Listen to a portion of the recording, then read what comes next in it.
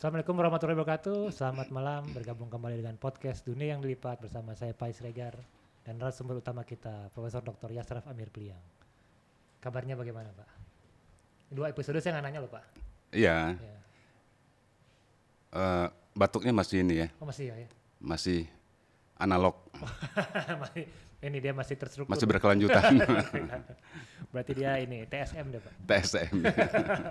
Buat yang nggak tahu TSM silakan googling ya. Gitu. Hari ini kita membicarakan tentang kode. Jadi kode ini hampir sama seperti, jadi banyak kata kunci di podcast ini yang kemudian kata kunci umum gitu ya. Mungkin bukan umum tapi sering didengar oleh telinga rekan-rekan. Seperti 2 minggu yang lalu itu kita punya analog, kemudian episode sebelumnya kita punya digital dan sekarang kita punya kode. Nah tapi kode itu apa Pak? Terutama dalam hubungannya dengan dunia kebudayaan. Oh kita punya tamu spesial Pak. Saya tegur dulu kayaknya. Gimana Kuro? Mau jawab tentang kode nih. Oh iya kayaknya itu Pak. Itu lagi lahap betul ya itu. Dia hanya kenal kode makanan. Oh Jadi ya sebetulnya dalam kehidupan sehari-hari kita ya, ya. misalnya kita kan hampir tiap hari barangkali ya, mungkin sering lah mendengar kode pos, Oh, oke. ya kan? Terus ada kode etik. Ya. Kita mendengar juga ada kode rahasia. Ada juga kode rahasia. bahasa. Ya. Di zaman saya masih kecil dulu ada kode buntut namanya. Porkas ya Pak ya. Porkas. Kode buntut tuh nebak 2 huruf terakhir dari sederetan angka-angka, 2 angka terakhir dari sederetan angka-angka. Kalau bisa nebak itu dapat ini duit. Iya itu Pak. Nah, itu disebut juga dengan kode itu. Oh. Kode buntut namanya. Buntut artinya 2 angka terakhir. Iya.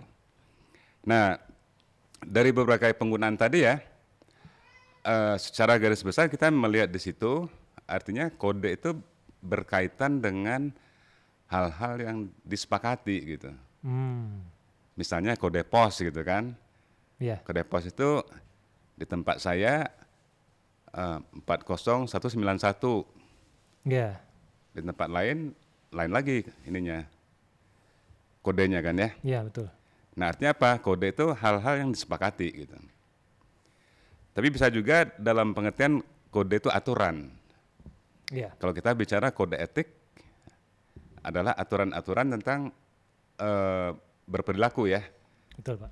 Itu namanya kode etik itu. Tapi sama juga aturan perilaku itu kan disepakati juga Betul. di dalam masyarakat. Nah sehingga kita juga mengenal istilah kode sosial. Iya. Oleh karena itu maka penggunaan istilah kode itu kan juga tidak hanya penggunanya macam-macam, tapi juga digunakan oleh disiplin ilmu yang juga beda-beda gitu. Ya kan kode etik tadi kan digunakan di dalam etika, Iya. ilmu tentang perilaku, ilmu tentang moral gitu kan. Kode pos itu kan ilmu tentang ilmu tentang geografi barangkali ya. Ya tentang Tata namanya? kota, Dwelling system. ya, sistem tempat tinggal gitu. Betul. Nah jadi kode juga digunakan di dalam satu ilmu, misalnya ilmu bahasa. Kalau ilmu bahasa itu kita membuat kalimat kan ada aturan gitu kan. Iya betul Pak. Nah aturan bahasa itu ya katakanlah dalam bahasa Indonesia disebutnya SPOK. Iya. Jadi SPOK itu adalah kode karena dia adalah aturan. Iya. Bahasa Inggris beda lagi aturan. Kalau kita main catur kan juga ada aturan. Berarti kan catur itu ada kode di baliknya gitu. Iya. Main sepak bola atau tinju lain lagi kodenya ya, Iya, lain lagi aturannya.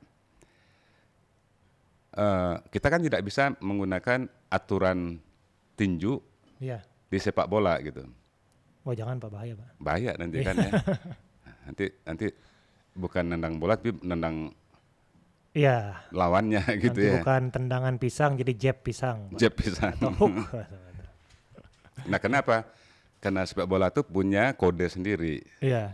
Ya kan, tinju punya kode sendiri gitu. Jadi dari beberapa hal tadi yang kita bicarakan di situ kan intinya itu adalah digunakan dimanapun gitu ya. Iya. Intinya kode itu dia menjelaskan aturan, terus menjelaskan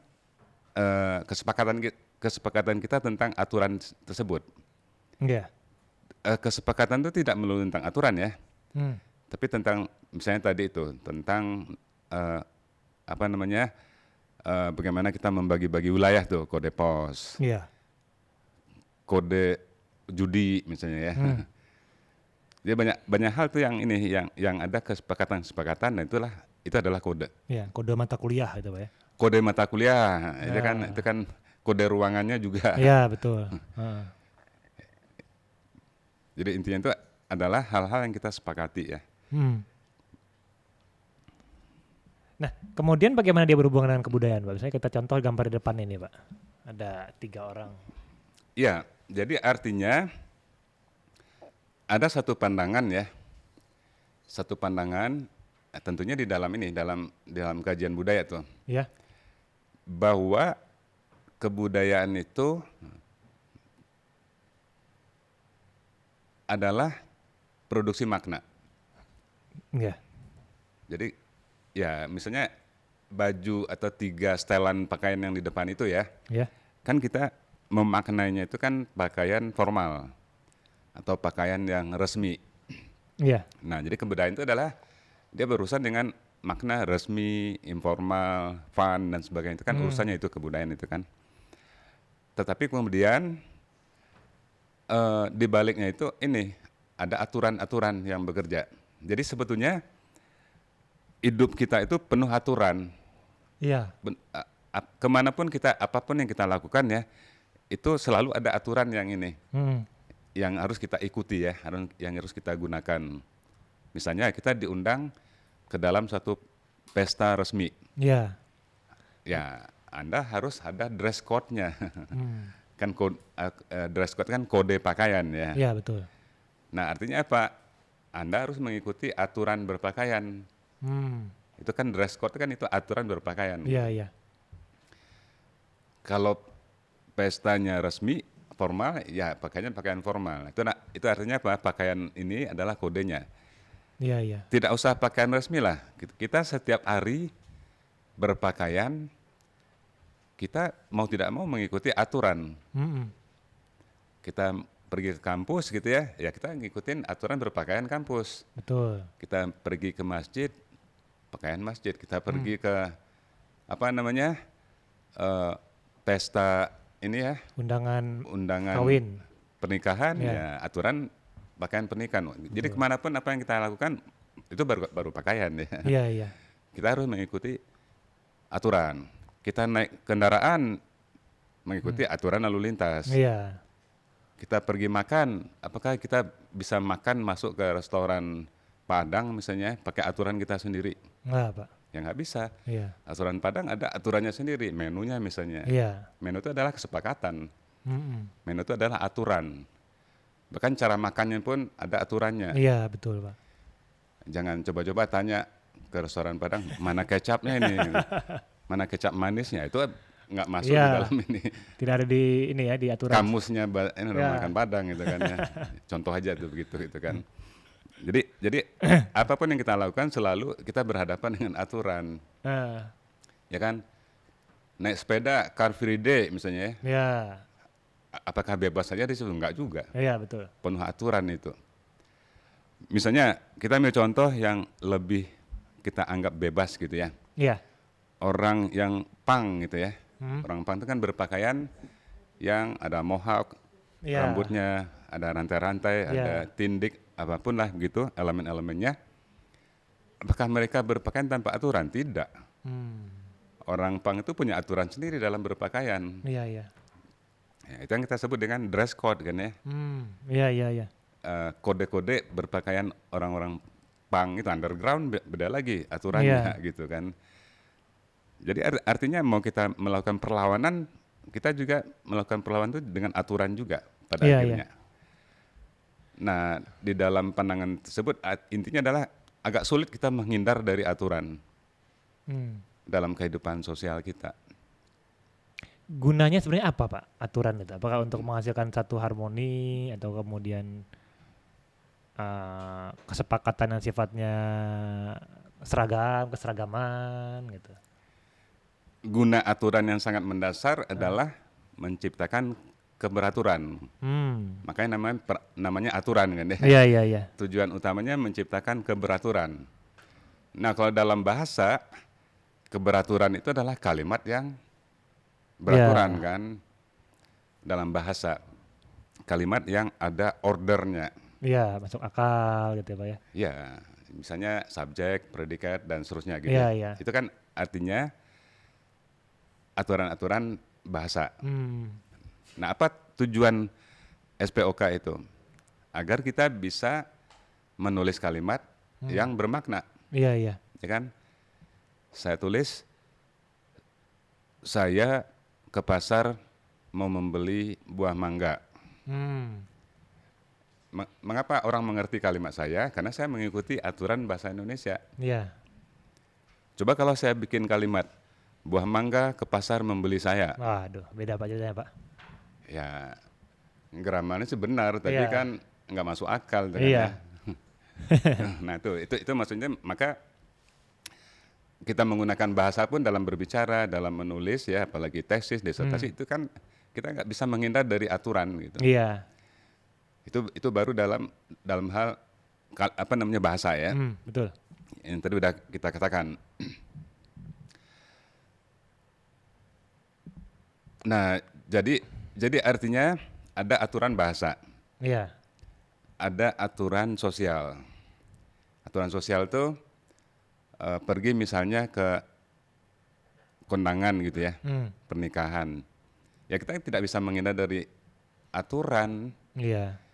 Pergi saat pernikahan, kita pakainya adalah pakai singlet ya, celana pendek. Iya. Sendal Boleh jepit, nggak? Pak. Kalau pertanyaan boleh sih mungkin Pak ya. Tapi kan Ya akan konteksnya. diusir orang gitu Iya. ya. Akan diusir orang. Kenapa? Singlet dan celana pendek itu ada lagi tempatnya di aturan yang berbeda lagi. Dia kode untuk tempat yang berbeda. Kode untuk tempat yang berbeda ya. Ya, iya.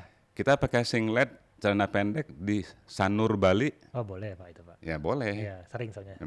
Memang aturannya begitu di situ. Jangan pakai Tuxedo gitu Pak ya. ke apa Sanur Bali itu pakai jas dasi Iya, kayak ini gambar depan. kayak ini. yang depan ini. Iya. Diusir orang juga di Betul. Sanur ya. Nyiksa diri sendiri itu Pak. Panas soalnya. Nah kalau lukisannya gimana Pak? Ini ada 3 lukisan dari, kalau stylenya saya bisa berbicara gitu. Ada yang realis, ada yang apa namanya ekspresionis lah. Ada yang abstrak. Tapi dalam kode bagaimana Pak? Jadi tadi kan udah kita jelaskan ya. Iya. Kemanapun kita pergi, apapun yang kita lakukan, kita agak sulit menghindar dari kode gitu. Iya. Selama kita adalah makhluk sosial. Kecuali kalau kita hidup di sebuah pulau terpencil, Iya. hanya kita dengan monyet di situ, Iya. ya kita tidak perlu mengikuti aturan sosial, Iya, iya. ya kan? Nah, selama kita hidup di masyarakat, kita perlu mengikuti aturan sosial atau aturan lah secara lebih umum. Misalnya di seni kan juga ada aturan ya. Kita membuat sebuah karya seni, ya kita juga tidak bisa menghindar dari aturan. Misalnya sebelah kiri ada lukisan Raden Saleh yang berjudul Penangkapan Pangeran Diponegoro ya. Iya. Lukisan Raden Saleh itu pakai aturan, dia mengikuti aturan. Aturan apa? Aturan perspektif. Ya kan? Iya. Kalau perspektif itu gambar tuh ada titik hilangnya, makin jauh orang makin kecil. Ada aturan tentang bayangan, Iya. tergantung cahayanya dari mana. Nah, nanti akan berakibat gelapnya di mana, terangnya di mana gitu Iya, ya. betul. Jadi ada aturan tentang cahaya. Oh, banyak sekali aturan di dalam lukisan itu. Iya. Kemudian apa namanya, di tengah ada lukisan lain Iya. dari Picasso. Ya, Picasso menolak aturan perspektif. Betul. Tapi apakah Picasso bikin lukisan tanpa aturan? Tidak juga. Dia bikin aturannya sendiri yang disebut dengan prinsip multi perspektif. Iya. Jadi kalau kita lihat itu ya, gambar orang itu, dia tampak dari berbagai sudut pandang. Tampak samping, tampak depan, itu disatukan oleh Picasso gitu ya. Iya. Nah, datang lagi Jason Pollock sebelah kanan. Iya. Jason Pollock itu menolak perspektif, menolak juga multi perspektif. Iya. Tapi apakah dia tanpa aturan? Nggak juga. Tidak juga. sangat Dia bikin sangat aturan itu. baru ya, Iya. yang namanya aturan abstrak, Iya. seni abstrak.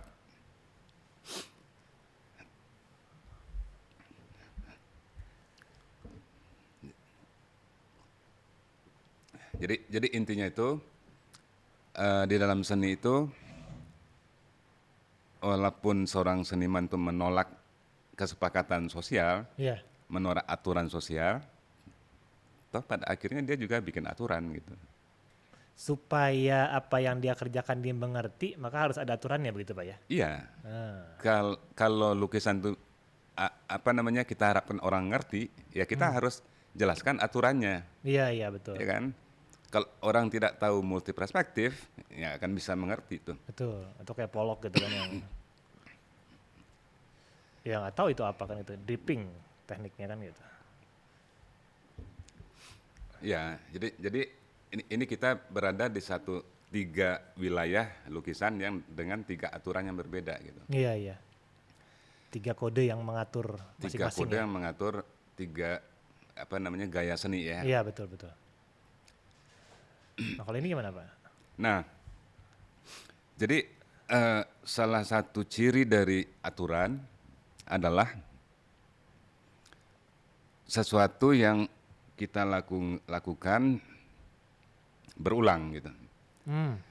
Atau kalau boleh juga disebut dengan pola gitu ya. Jadi kalau kita bicara pola pada batik ya, Ya. pola pada batik apa? Ya satu motif diulang-ulang, Iya. makanya dia disebut pola gitu. Iya. Jadi setiap pola itu pastilah sesuatu yang diulang-ulang. Nah, tidak hanya pada batik ya. Setiap hari saya lewat pos polisi, terus saya beri hormat dengan ya. Iya. Nah, setiap pagi saya lewat kantor polisi itu saya selalu beri hormat. Itu namanya perilaku saya terpola. Oh. Terpola oleh apa?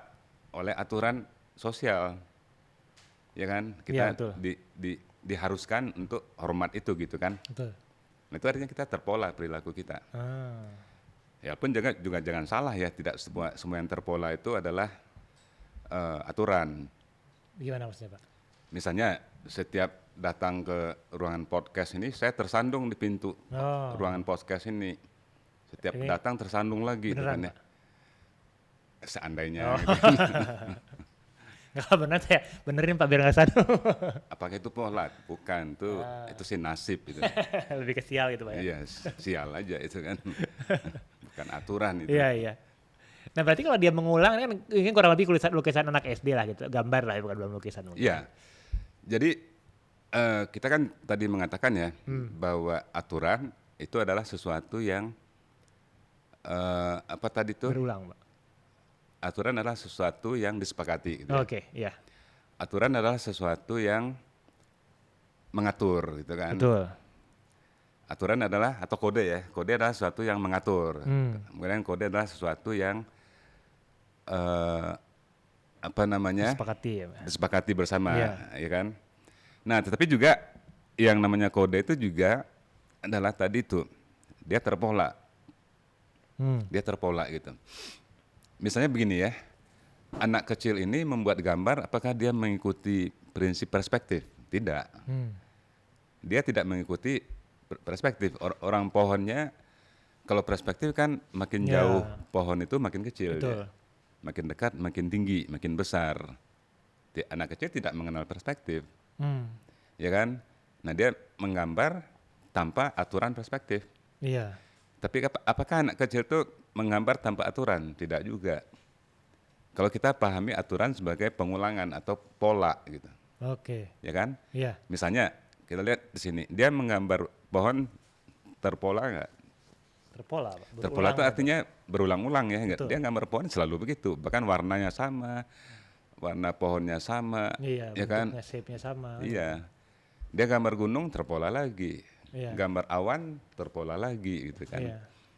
Nah intinya anak ini pakai aturan dalam gambar, tapi bukan aturan umum, Iya. aturan dia Pribadi pribadi, ya, gitu ya. ya. Setidak-tidaknya dia pakai aturan. Iya, iya. Nah itu yang makanya gambar ini ada kode di baliknya, tapi kodenya kode personal, Oke, jadi ada bukan kode sosial. sosial yang sifatnya kolektif Pak ya, dan ada kode personal. Ada yang personal. Oh, Kalau perspektif itu kodenya sosial itu, Oke. disepakati banyak orang. iya, iya. Kalau anak ini dia bukan mengikuti perspektif, Iya. tidak juga multi perspektif, dia mengikuti kodenya sendiri. Oke, oke. Iya, iya, iya. Bahkan setiap anak mungkin beda-beda kode yang dia pakai. Iya. Kalau saya ada mataharinya agak di atas itu Pak, di atas. Zaman saya SD dulu. Ya kita bisa bayangkan ya, dia minta bikin gambar pemandangan lagi ya, pastilah nanti mataharinya juga kayak virus itu ya, Iya. ada paku-paku itu di Iya. Di surveinya dia permukaan atasnya itu. Iya, Iya. Kalau saya dia banyak burung camar dulu Pak. Kan belum pernah ketemu sampai sekarang burung camar di pegunungan. Imajinasi anak-anak Pak. Nah kalau ini bagaimana Pak? Ini kayaknya lebih ke ini mata angin ya? Benar ya? Itu salah, salah. ya. Jadi gini ya, kode itu kan aturan, Iya. kode itu adalah kesepakatan, kode itu adalah pola. Setidaknya tiga itu ya. Hmm. Nah cuman sekarang kesepakatan itu adanya di mana gitu? Hmm. Atau begini ya, kita membuat grafik pakai aturan atau tidak gitu kan? Oke. Iya. Kita buat kompas, ada aturan nggak kompas? Ada. Ya ada kan, Betul. utara Selatan. ke atas sana, selatan ke bawah sana Iya. gitu ya. Bikin apa tuh menara Mercusuar. mercusuar di laut gitu kan, ada Iya. aturannya juga, berputarnya cahayanya. Iya. Nah intinya ada satu jenis aturan atau satu jenis kode Iya. yang aturan itu sangat mengikat, sangat presisi, tidak boleh kira-kira gitu. Hmm. Tidak boleh kira-kira ya. Saya mau pergi ke Gunung Himalaya, Iya. saya pakai kompas. Kompasnya kompas kira-kira gitu. Oh, ke Himalaya kira-kira utara tuh 5 derajat ya, kira-kira itu kan ya. Hasilnya apa? Nyampainya di Cina nanti. Iya, kalau nyampe Pak. Iya. Jadi ada satu jenis kode yang dia harus pasti, harus Iya. presisi, sampai ke angka-angka, koma-koma, titik-titiknya harus presisi. Heeh. Misalnya berapa tingkat pertumbuhan ekonomi ekspor Indonesia? Hmm. Kira-kira 5% Pak, nggak bisa. Iya. Itu harus persis 5,52%, harus persis. Iya. Yang namanya apa grafik gitu Iya. kan. Ya kadang-kadangnya kalau misalnya orang main saham itu terjadi penurunan saham 0, sekian persen. Iya. Nggak ngerti saya maksudnya apa. Kecil ya, enggak itu besar loh. Iya. 0, sekian ya, itu orang ekonomi lah ngerti, orang saham gitu ya. Iya, berapa sekarang nilai saham? Kira-kira Oh nggak bisa Pak itu. nggak bisa Itu uang kira-kira semua itu. itu. Karena itu urusan uang Iya, ya. urusan nyawa. Urusan uang itu nggak bisa itu. Iya. Kita jadi pilot pesawat. Nah, di apa namanya kokpit pesawat itu ada ribuan aturan itu. Hmm. Aturan landing begini, kemiringannya, aturan take off begini, aturan di atas udara begini ya. Semuanya main angka. Iya. Sekarang main algoritma karena Betul. sudah computerized gitu Iya. kan. Apakah bisa kita ya? Saya mau landing, terus kira-kira kemiringannya berapa? Ya. Nggak bisa. Kemiringannya itu harus persis, nol-nolnya itu harus Iya. persis gitu kan. Betul. Kalau nggak mati semua orang. Iya, celaka. feeling ya. Iya, perasaannya bagus nih gitu. Nggak bisa pakai perasaan gitu Iya. ya. Nah kecuali di Indonesia. Ya kadang jadi nyalip orang di Indonesia pakai perasaan. Perasaan, Kira-kira nggak akan nabrak gitu kan. Iya. Nggak ada mobil di depan aman lah. Gitu. Iya. Jadi intinya ada satu kode yang memerlukan kepastian, kepresisian. Nah, beda dengan kode sosial. Hmm. Kode sosial itu juga ngatur-ngatur juga ya. Iya. Kode sosial itu ngatur-ngatur. Misalnya kita lihat tadi ada gambar ya. Iya. Gambar. Misalnya kita ambil contoh gestur Iya. atau body language. Kalau kita lihat gambar orang sebelah kiri itu melihat dari itunya body language-nya, Mhm. kita mengerti kan ya, Iya. dia sedang apa? Menjelaskan kayak orang lebih, Pak. Secara garis besar dia sedang menjelaskan Iya, gitu kan. presentasi mungkin ya. Presentasi menjelaskan beginilah teori saya misalnya gitu ya. Hmm. Pakai apa? Pakai tangannya. Iya. Itu kan gestur itu. Nah, tangan itu apakah harus persis? Tidak, boleh kira-kira kan ya. Bisa Iya. begini, bisa macam-macam itu. Hmm. Misalnya bendera merah putih itu adalah salah satu contoh kode sosial. Bendera Indonesia ini, Pak. Ya, bendera merah putih, bendera Indonesia ya, Iya. itu adalah contoh dari kode sosial Gimana itu, Pak? untuk menandakan kebangsaan ya. Nah, merah putih itu artinya apa? Nah, merah berani, putih suci ya. Iya. Apakah harus presisi? Enggak. Tetangga saya tuh bendera merah putihnya, merahnya udah blel, udah kayak oranye. Putihnya udah blel juga, Iya, udah saking kayak. cintanya sama bendera itu, Pak ya. Iya, karena cintanya udah lama sekali ya. Putihnya udah berubah jadi Ya, abu-abu. abu-abu tuh kan ya. Tapi artinya masih berani dan suci nggak? Masih. Masih. Jadi kira-kira aja gitu ya. Iya, iya. Ada yang ukurannya besar, ada yang ukurannya kecil, Iya. ya kan? Nah, itu kode sosial itu dia mengikat, tapi tidak mesti sepasti, Nah, kaku iya. kode teknik tadi. Tidak mekanikal dan teknikal gitu, Pak Tidak ya. mekanika dan teknikal, bisa kira-kira gitu. Iya, iya. Nah, jadi makanya tadi kita katakan ya orang punk itu dia penuh aturan itu. Aturan rambut, aturan jaketnya, aturan tindiknya itu penuh dengan kode-kode itu ya. Mereka ingin menampilkan kebebasannya tapi bebas tapi juga ada aturannya. Iya kan anti kemapanan kan ya, Pak. Mereka kan mengatakan ingin bebas dari kemapanan ya. Iya. Melawan kemapanan. Karena kemapanan itu kata mereka mengatur mereka gitu Iya. kan. Harus begini, harus begitu. Membelenggu. Membelenggu. Iya. Nah, dengan cara membebaskan diri dari belenggu itu. Iya. Tapi mereka sendiri kan bikin belenggu Belenggu juga. Iya. Belenggu baru ya. Iya. Maksudnya tidak-tidaknya aturan pakaiannya gitu. Iya, betul. Dan rambutnya juga apa ya? Rambut, Aksesoris. aksesoris, kendaraan. Iya, banyak tuh.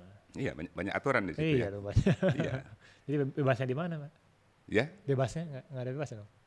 Iya, bebas dari satu aturan ya. Oke, iya, iya, iya. Bebas dari satu aturan, tapi pada akhirnya terikat dengan aturan yang lain. Ya, mungkin paradoksnya begitu ya. Paradoksnya begitu. Kan sama dengan lukisan tadi.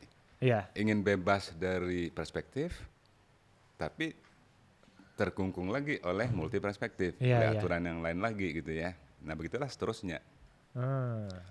Kalau kita lihat di perwayangan itu penuh dengan kode-kode itu. Bahkan kode bentuk gitu ya. Iya. Misalnya di perwayangan manapun, mau yang di Sunda, mau yang di Jawa, mau yang di Bali, kode umumnya sama. Kalau menampilkan orang yang kesatria, cenderung kan matanya kecil, Iya. gesturnya menunduk gitu ya. Iya. Kalau ingin menampilkan Raksasa. Iya. Buta, Pak. tokoh-tokoh Buto. yang jahat gitu ya, Iya. matanya melotot. Ah. Terus gesturnya cenderung mendongak ke atas begitu ya. Iya. Nah, gitu. Jadi itu ada aturan dalam perwayangan. Iya, iya. Dan itu sifatnya ditiru gitu, Pak. Terpola ya. Gitu. Terpola ya. Iya, iya. Karena dia tampil berulang-ulang. Nah, Kita ambil contoh di sini lukisan, tapi bukan lukisan realis ya, iya. tapi lukisan yang surrealis. Kalau lukisan realis kan mengikuti aturan perspektif. Ini Salvador Dali ini dia more or less tidak mengikuti aturan perspektif ya, atau Iya, iya. remang-remang lah aturannya gitu ya. Iya. Karena apa? Dia ngikutin aturan yang lain lagi, aturan dalam mimpi gitu kan. Dalam Iya. kehidupan sehari-hari kita, apakah ada jam yang meleleh gitu? Nggak ada, Pak. Ada. Kalau Ada. cuaca misalnya sangat Panas. ekstrim jadi 1000 ya kan ya. Atau Yang karya meleleh. seni mungkin sengaja dibikin meleleh mungkin ada itu Pak. Mungkin ada ya. Iya. Iya, iya. Tapi itu kan jam di dalam mimpi ya, Iya, bukan jam dalam kehidupan sehari-hari itu. betul. Ini jadi representasi waktu ya ceritanya. Iya. Hmm. Ya waktunya pun waktu dalam mimpi ya, Iya, bukan, betul, betul. bukan keseharian. Yang karet gitu, yang apa yang ya fluid lah, plastis lah gitu. Iya. Jadi sebetulnya kan tadi kita banyak bicara mengenai aturan atau kode dalam seni ya. Hmm. Nah dalam desain apalagi tuh, desain tuh sangat syarat dengan kode. Hmm. Desain produk gelas ini misalnya ya, Iya. gelas ini ada kode teknik, Hmm. ada kode sosial, ada kode estetik. Iya, iya. Kalau yang barusan kan kita diskusikan kode estetik. Jadi Betul. dia antara semua kode yang paling tidak terikat itu adalah kode estetik. Hmm. Kalau kode sosial kita disuruh pasang merah putih ya kita mesti pasang merah Iya. putih walaupun sudah oranye. Warnanya ya Pak ya. Iya, udah Iya. blel kan ya. Pasang foto presiden gitu Pak ya. Iya, ada presidennya Iya, dan itunya. dan wakilnya gitu Oh, kan iya, ya. iya. Ya wakilnya sepertinya saya kenal gitu. Kenal Pak ya. Iya. Nggak tahu namanya siapa gitu ya. Iya, pernah dengar namanya Pak. Pernah dengar namanya itu ya. Iya. Wakil presiden di negara anu. Betul. Ya itu aturan yang harus ada gitu ya Pak, mengikat dia.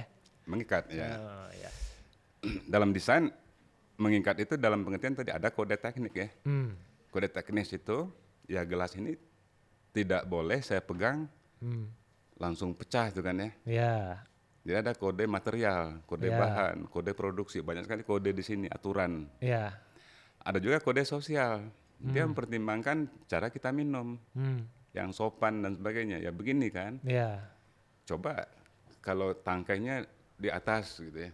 Ya. Begini kayak keranjang gitu. Gimana kita minumnya? Bisa kita minum, tapi kan tidak etis. Iya. Masa saya minum begini itu kan ya? Bisa, tapi tidak etis. Iya, Nah, iya. itu kan artinya ada kode sosial di gelas ini. Iya, betul. Ada kode estetik juga yang lebih bebas gitu. Artinya ya saya sih bebas saja. Ya kan, bentuknya begini, ada bulat, ada yang begini, Iya. ada yang begini. Itu bebas saja gitu kan. Karena kode estetik itu dia jauh lebih bebas. Hmm. Kalau kode teknik sangat terikat. Iya, iya. Nah, artinya pada benda seperti gelas ini banyak sekali aturan yang bekerja di sini Iya, yang harus yang harus dipertimbangkan oleh desainernya, desainer ya. Betul, betul, ya. Oke, ini menarik sekali Pak. Tapi seperti biasa saya harus menanyakan tentang buku yang mana yang kira-kira dapat dibaca oleh rekan-rekan yang mendengar podcast ini Pak. Selain Dunia yang Dilipat tentu saja, berhubungan dengan kode. Ya, kalau Dunia yang Dilipat itu kan buku yang boleh dikatakan generik ya. Ah, Jadi hampir setiap topik yang kita bicarakan iya, adalah di situ dibahas walaupun tidak lengkap. Iya. Untuk kode itu buku semiotika dan hipersemiotika itu lebih banyak membicarakan kode secara spesifik. Wah. Ada satu bab yang di sini bicara tentang kode. Oke. Semiotika dan hypersemiotika. Iya. Ada yang lain lagi Pak? Ada lagi buku yang lain itu yang ini teori budaya kontemporer itu juga di situ ada satu bab juga tentang kode itu. Ah, teori budaya kontemporer. Ya, jadi setidaknya ada 3 buku ya. Iya. Kita bicarakan kode di situ. Walaupun di dalam ketiga buku itu kode itu lebih spesifik berkaitan dengan kode bahasa. Hmm. Jadi bukan kode etik gitu ya. Iya, iya. Bukan kode pakaian juga bukan Pak? Bukan kode pakaian termasuk. Oh, masuk Pak? Termasuk. Ah. Tapi bukan kode kokpit pesawat gitu. Oh, kode mekanikal tadi ya Pak ya? Iya. Oke. Ya, silakan kalau ada tertarik untuk membaca, ada tentang kode, ada di Setelah Dunia yang Dilipat. Kemudian ada juga di semiotika dan hypersemiotika, ini satu topik yang sudah kita bicarakan di podcast ini. Dan kemudian tentu saja buku Dunia yang Dilipat, Tamasya, Melampaui Batas-Batas Kebudayaan. Ketiga buku ini dapat ditemukan di Penerbit Cantrik. Mereka punya akun Facebook, akun Twitter atau X, dan akun Instagram @cantrikpustaka. Dan kemudian mereka punya websitenya di www.cantrikpustaka.com. Silakan Anda cari, beli dan baca sehingga kemudian apa sih kode itu bisa dimengerti dengan lebih baik. Saya akan buka pertanyaan pada Bapak Ibu yang hadir di Mangga. Makasih buat presentasinya. Pengen nanya kalau pengen minta dijelasin sampai selesai.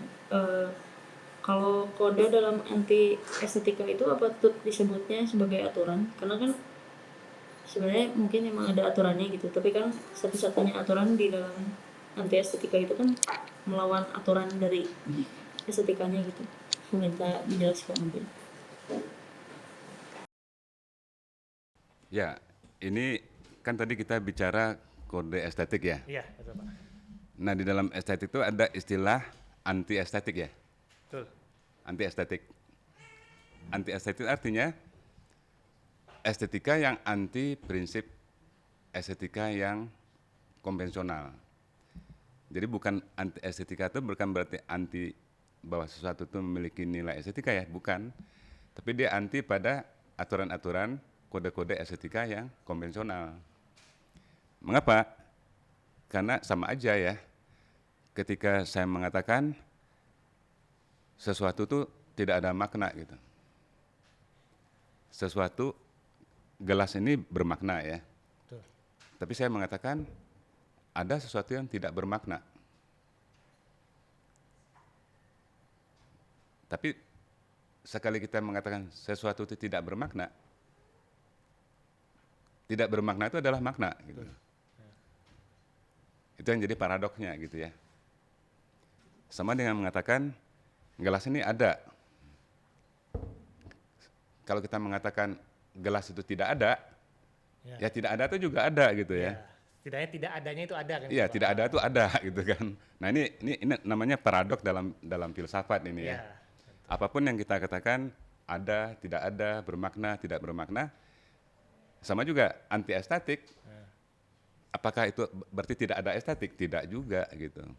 Artinya dia menghasilkan sesuatu yang estetik tapi dengan prinsip, dengan aturan yang baru. Dengan aturan yang bahkan bertentangan dengan estetika yang sebelumnya. Yang mengatakan anti estetik ini kan postmodernisme ya. Salah satu ciri dari atau prinsip dari postmodernisme itu adalah anti estetik. Dia anti terhadap apa? Dia anti terhadap estetikanya modernisme. Bahwa bentuk mengikuti fungsi. Ini kalau kita bicara desain ya. Bentuk mengikuti form kalau kita bicara seni. Jadi modernisme itu memiliki aturan. Nah, bentuk mengikuti form atau fungsi itu bagaimana? Ya, kita bicara mengenai sesuatu yang estetik itu yang seimbang, yang berkesatuan, yang harmonis, Balance. yang balance, yang ada prinsip simetris misalnya kan ya, atau kontras juga. Itu prinsip estetik, aturan-aturan seni atau desain modernisme. Nah, postmodern menolak aturan itu melalui apa yang disebut dengan anti estetik. Misalnya kita ambil contoh bangunan ya, bangunan yang estetik ya bangunan yang mengikuti fungsi. Iya. Ya kalau lantai ya lantai itu di bawah, kalau atap tuh di atas. Begitulah fungsinya atap, fungsinya lantai, fungsinya tiang ya. Mengapa itu dikatakan estetik? Karena sesuai dengan fungsi bangunan itu. Sekarang datang yang anti estetik, aliran dekonstruksi dalam arsitektur. Dia atapnya taruh di bawah, lantai, fondasinya di atas, tiangnya kemana-mana, di mana-mana gitu ya. Tidak fungsional, tapi apakah itu tidak estetik juga? Itu estetik juga, tapi tidak sesuai lagi dengan aturan estetik yang modern gitu kan. Jadi dia anti terhadap apa? Anti terhadap modernisme gitu kan. Nah, jadi artinya apa? Enggak mungkin lah sesuatu tidak estetik gitu. Ini kan orang filsuf bisa menjelaskan itu ya. Iya. Orang filsuf bisa menjelaskan itu. Dulu kita mengatakan ya, lagu atau nyanyian yang estetik itu yang berirama, suaranya itu suara yang harmonis, suaranya yang ada ritmenya gitu ya. Itu yang kita katakan musik yang indah gitu kan. Sekarang musik yang dikatakan estetik itu musik yang suaranya sumbang. Suara udah sumbang, musiknya juga Nggak nyambung. nggak nyambung, tidak ada aturannya, tidak ada iramanya, datar aja gitu ya. Apa estetiknya musik rap gitu kan ya? Iya. Kalau kita pakai ukuran yang tadi tuh, yang berkesatuan tadi itu, nggak estetik orang datar aja gitu ya. Tapi datar saja itu juga estetik sebetulnya gitu. Cuman tidak sama dengan estetikanya yang tadi modernis tadi itu. Iya, betul. Kan musik rap itu salah satu yang menentang musik modern kan. Contohnya begitu ya. Nah sehingga suara yang sumbang, musik yang tidak beraturan, yang apa namanya diambil secara random gitu ya. Iya. Kalau komposer nyusun musik kan tidak random, dia menata ya, mengkomposisikan. Sekarang musik postmodern itu random, Iya. comot-comot aja dari mana-mana. Hasilnya itulah musik gitu kan. Nah, jadi artinya kembali kepada tadi itu, artinya yang anti estetik itu bukan berarti tidak estetik ya. Dia hanya menolak satu aturan seni untuk bikin aturan yang lain lagi gitu kan. Dan seni kan akan begitu seterusnya. Di dalam teori semiotika yang tadi apa namanya seni yang menolak aturan yang sebelum itu disebut dengan ini, dengan apa namanya dia menghasilkan kode baru gitu ya, atau disebut dengan ideolek. Ideolek itu cara membuat karya seni atau bahasa apapun yang lainnya dengan menolak kode yang baku untuk menghasilkan kode yang baru gitu. Itu namanya ideolek gitu kan. Apa ideolek tanpa aturan? Aturan juga gitu kan. Cuman aturannya baru. Dengan demikian maka tidak ada yang namanya sesuatu tidak bermakna. Iya. Sesuatu tidak estetik. Itu tidak ada. Nah, itu filsuf yang menjelaskan. Misalnya Nietzsche mengatakan sesuatu yang buruk itu juga memiliki nilai keindahan gitu. Sesuatu yang buruk itu apa? Misalnya ya, kita nonton film horor, kan semuanya buruk-buruk gitu ya, menakut-menakutkan gitu kan. Setan, iblis, ya, kuntilanak, genderuwo, gitu kan ya. Nggak ada yang lucu lagi. Tapi kita terhibur kan ya. Maka sesuatu yang jelek pun membuat kita terhibur. Iya. Nah, sehingga tidak ada lagi hierarki ya kan. Iya. Tidak ada hierarki bagus tidak bagus gitu. Itu kan masalah kita aja yang membagi-baginya. Betul, betul. Apa bukan kita? Maksudnya itu modernisme itu yang membagi-bagi itu. Ini estetis, ini tidak estetis. Nah, postmodernisme itu menghilangkan ininya, hierarkinya. Ya. Semuanya juga indah, semuanya juga estetik gitu. Jadi saya rasa barangkali itu ininya jawaban dari saya gitu ya. Iya, Yanis. Ya. Izin menanggapi Pak, tadi kan mungkin tadi sempat dibahas kode. Saya lebih penasaran bagaimana kode awal itu terbentuk, karena tadi Bapak lebih banyak menjelaskan kode itu terbentuk dari melawan kode yang lain atau membenturkan kode yang lain. Apakah mungkin kode yang lain terbentuk gak? Kayak misalnya kode Pancasila, kita nggak tahu apa-apa, disepakati siapa, kita lahir di Indonesia, jadi kita menyepakati kode itu. Nah, apakah itu termasuk awalan kode yang disepakati kita juga karena terpaksa atau bagaimana gitu Pak? Mungkin itu.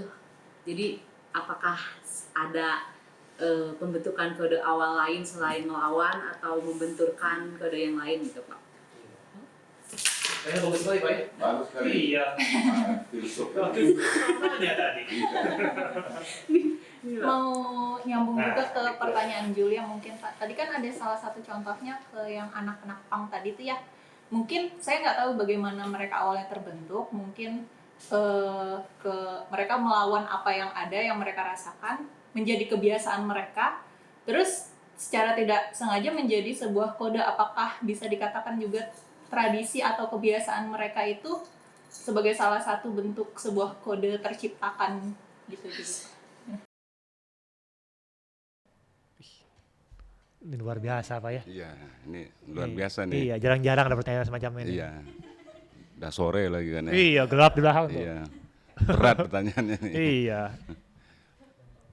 Iya, karena pertanyaan Yulia tadi itu dan juga Ai gitu ya, itu Iya. sangat filosofis sebetulnya. Sangat filosofis ya. Kelihatan lagi ngerjain tesis, Pak. Iya, kelihatan sedang mengerjakan tesis ini ya. Iya. Bab teori. Karena memang ada filosofinya, ya kan? Iya. Kalau kita bicara tentang asal usul, nah itu ada filosofinya, itu dari Michael Foucault kan, Betul. genealogi istilahnya itu. Genealogi itu, ya kalau dalam Islam itu namanya bulugul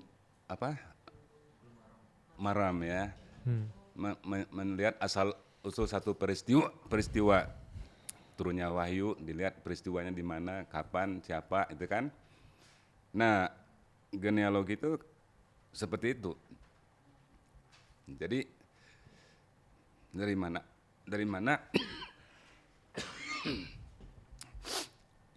ya podcast kita tuh untungnya tidak terpotong oleh iklan ya, Iya, Pak. terpotongnya oleh batuk. Batuk ya. Nah, kita cari iklan, Pak, Himalaya Salt. Jadi anggap aja batuk itu iklan. Iya. Ya. Iklan yang manusiawi, Pak, bukan yang kapital, Pak. Nah, jadi genealogi itu melihat asal usul sesuatu ya. Misalnya dari mana asal usul nama Kampak gitu. Nah, itu bisa ditelusuri pakai genealogi ya, genealogi asal usul gitu kan ya. Walaupun genealoginya Foucault ini agak sedikit postmodern dia ya. Iya. Karena dia justru mencurigai. Semuanya Kalau salah. Michael Foucault itu mencurigai asal usul itu. Iya. Ada orang-orang yang ternyata nama Kampak itu dibikin oleh orang yang sangat berkuasa gitu. Nah oke lah tanpa Foucault lah gitu ya. Jadi dari mana asal usul nama Kampak? Itu bisa ditelusuri. Ditelusuri itu kita bisa pakai semiotika misalnya. Oh ternyata itu orang primitif nyoba-nyoba sekeping batu ya. Dicoba motong daging, ternyata bisa, ya kan? Nah ketika bisa motong daging, apa yang ada di otak orang primitif itu tentang batu itu? Alat potong daging, dapatlah nama alat potong daging. Terus kemudian dia cobakan lagi motong pepaya, mangga, pisang, jambu, Ya. lagu itu ya. Iya, lagu anak-anak, Pak. Pepaya, mangga, pisang, jambu. Ku beli. Udah lupa. Nanti jangan nyanyi, Pak. Silakan, Pak. Jadi batu tadi bisa dipakai untuk memotong pepaya, mangga, pisang, jambu. Ya. Nggak nyanyi, Pak, saya, Pak. Terus di otaknya lebih canggih nih orang primitif itu. Iya kan? Bukan lagi konsep alat potong daging, tapi konsep yang lebih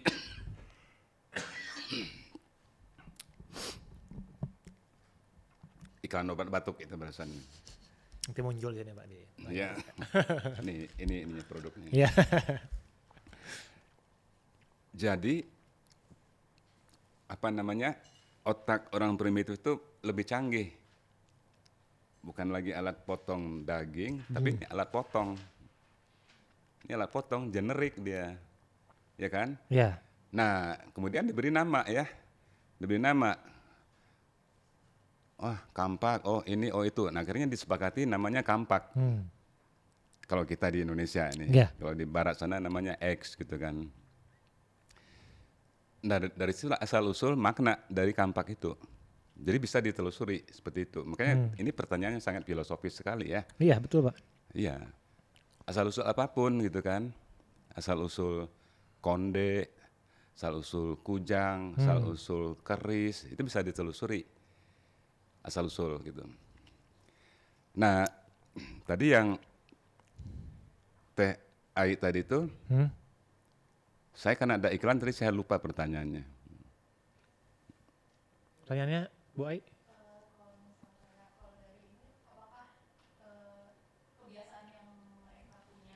Oh, iya, Pangrok, Pak. iya.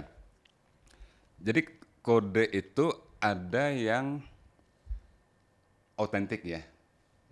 otentik itu artinya orisinil. Maksudnya orisinil itu ya kayak tadi kampak batu itu orisinil karena dia tidak merespon kode yang ada.